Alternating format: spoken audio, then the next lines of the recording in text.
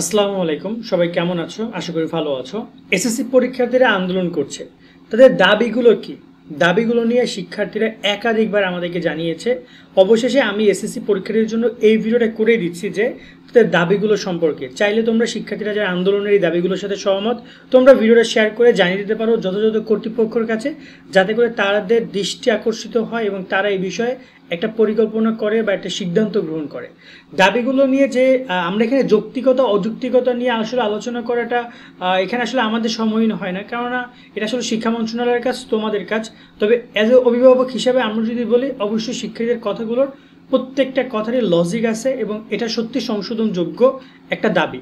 এই দুইটা দাবি নিয়ে শিক্ষার্থীরা কথা বলছিল, কিন্তু এর আগে বিভিন্ন নিউজ পত্রিকাও কিন্তু বিভিন্ন জায়গায় শিক্ষার্থীদের দাবিগুলো নিয়ে ভুল তথ্য ছড়ানো হচ্ছে। এমনকি আমি যদি বলতে চাই, যারা কিনা এই বিষয়গুলো ডিফেন্ড করবে তারা অনেক শিক্ষকরাও মজা নিচ্ছে। বাস্তবিক অর্থে অনেক তথ্য শিক্ষার্থীরা দেয়নি, তারা নিজেদের মতো করে বলেছে। আমি যদি উদাহরণস্বরূপ বলি, দিল্লি ক্যাম্পাস থেকে পাবলিশ করা হয়েছিল যে এসএসসি পরীক্ষার্থীরা ফেল করলেও কলেজে ভর্তির সুযোগ চায়। এমন কথা আমি কখনো শুনিনি। আমরা এতদিন ধরে ওদের কথাগুলো শুনছিলাম, 2-4টা ভিডিও করেছি এর আগে, কখনো শুনিনি। তো এমন একটা দাবি, পরে এটা নিয়ে হাস্যকর একটা পরিস্থিতি তৈরি হয়েছে। প্রতিবাদী শিক্ষার্থীদের মানে দেশের সবার সামনে একটু হাসির পাত্র হয়েছে, যে জিনিসটা খুবই দুঃখজনক। আমরা এবার সরাসরি ওদের পরিত্রাণপত্র, ওরা যে আন্দোলনের জন্য যে মানববন্ধন বা তোমার হচ্ছে যে বিজ্ঞপ্তি ওরা চালু করেছে বা স্মারকলিপি সামথিং দিবে, সেখান থেকে যে পয়েন্ট 2টা ওরা আমাদেরকে পাঠিয়েছে। তো চলো আমি তোমাদেরকে দেখে দিই। তবে এখানে একটা কথা আমি বলতে চাই, আমি কাউকে আন্দোলনে যেতেও উৎসাহিত করছি না, কাউকে আন্দোলনে না যাওয়ার জন্য উৎসাহিত করছি না। আন্দোলনে যাবা কি যাবা না, আন্দোলন করবা কি করবা না, এটা তোমার ব্যক্তিগত সিদ্ধান্ত হতে পারে, কিন্তু এখানে আমি তোমাকে কোনোভাবে মোটিভেট করতে পারি না, কারণ সে অধিকারটা আমার নাই। সো এক্ষেত্রে আমি আবার বলছি, আমি জাস্ট শিক্ষার্থীদের কথাগুলো তোমাদের সামনে উপস্থাপন করছি। অনেকে হয়তো বা জানো না, বা এই ভিডিওটা যাতে করে মানে শিক্ষা মন্ত্রণালয়ের কর্মকর্তারা, বোর্ডের কর্মকর্তারা, শিক্ষা উপদেষ্টা স্যার রয়েছেন, শিক্ষা সচিব স্যার রয়েছেন, শিক্ষা বোর্ডের চেয়ারম্যানগুলো স্যার রয়েছেন, তাদের দৃষ্টি আকর্ষিত হয়, সেই পারপাসে কথা বলা। আমরা যদি এখানে দেখি, প্রথমেই রয়েছে যে এসএসসি শিক্ষা ব্যবস্থা জরুরি সংস্কার চাই। ওকে, চরম বাস্তবতা নামে একটা পয়েন্ট ওরা তুলে ধরেছে, যেখানে তারা বলেছে যে প্রতি বছর লাখ লাখ এসএসসি পরীক্ষার্থী মাত্র 1-2 নাম্বারের জন্য এমসিকিউ অংশে ফেল করে, ফলে তাদের একটি বছর নষ্ট হয়ে যায়। অনেকেই মানসিক চাপে আত্মহননের পথ বেছে নেয়, কেউ বা হারিয়ে যায় অসৎ পথে। এটা বাস্তবতা। দেখো, এই পয়েন্টে যদি আমি একটু বলতে চাই বিস্তারিত, পরীক্ষায় মিনিমাম প্রতি বছর এসএসসি পরীক্ষায় 20 লাখ, সেখান থেকে মিনিমাম যদি বলি 4 লাখ থেকে 5 লাখ শিক্ষার্থী পরীক্ষায় ফেল করে। মিনিমাম 4 লাখ করেই। যদি 4 লাখ 3 লাখ শিক্ষার্থী ফেল করে, সেখানে মিনিমাম 50,000 থেকে 1 লাখ শিক্ষার্থী ওরা কলেজের ভর্তিই হয় না।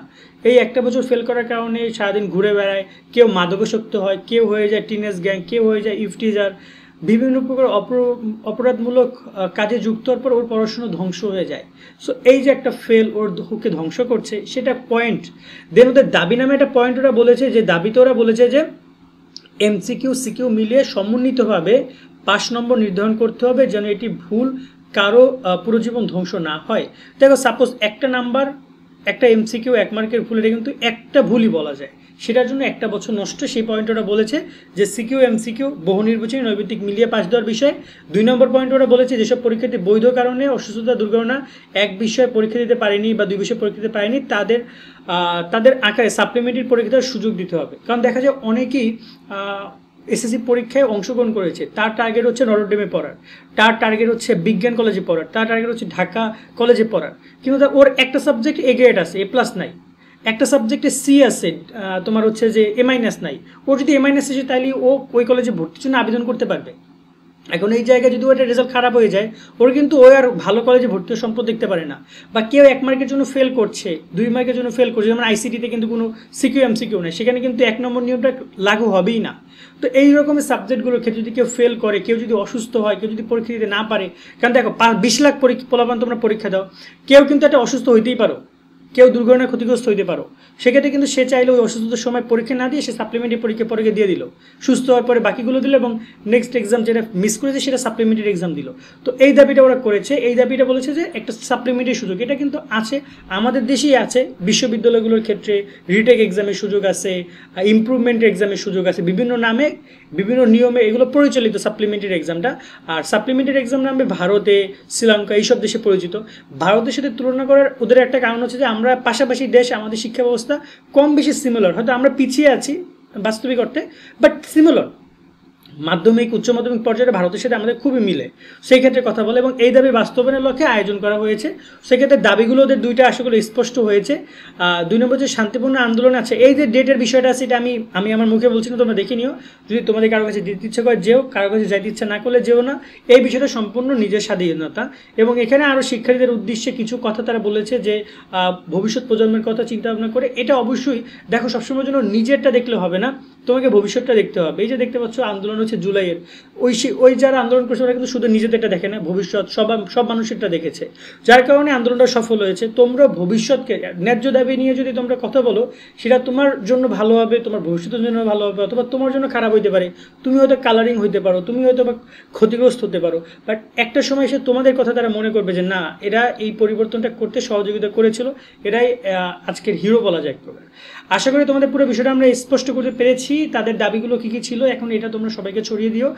এছাড়া যদি তোমাদের আরও কোনো বিষয় থাকে, সেটা আমাদেরকে তোমরা কমেন্টে জানিও, তোমাদের মতামতগুলো কমেন্টে জানাবা। তবে মনে রাখবা যে এই দুইটা দাবির সাথে আমি একত্রতা প্রকাশ করছি। আমার কাছে মনে হয়েছে যে শিক্ষার্থীদের এই কথাগুলো রাইট এবং তারা এরকমই সুযোগ সুবিধা পেতে পারে। একটা বছর লস 1 নম্বর বা 2 নম্বর বা এক বিষয় ফেল করার কারণে, এটা অত্যন্ত অমানবিক। ঠিক আছে, এইটা শিক্ষা ব্যবস্থায় কোনো ভালো দিক হইতে পারে না। এই 1 বছর অনেক শিক্ষার্থী ধ্বংস হয়ে যায়। তাকে একটা সুযোগ দেওয়া হোক, যাতে করে সে একটা সাপ্লিমেন্টারি এক্সাম দিয়ে বা সিকিউ এমসিকিউ মিলিয়ে পাশ করার সুযোগ দেওয়া হোক।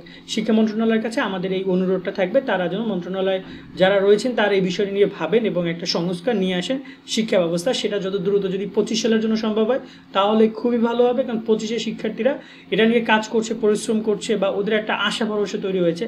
তাও 2-1 জনের জন্য না, হাজার হাজার শিক্ষার্থী, লাখ লাখ শিক্ষার্থী একটা স্বপ্ন দেখছে। সকলে অনেক অনেক ভালো থাকবেন। আল্লাহ হাফেজ।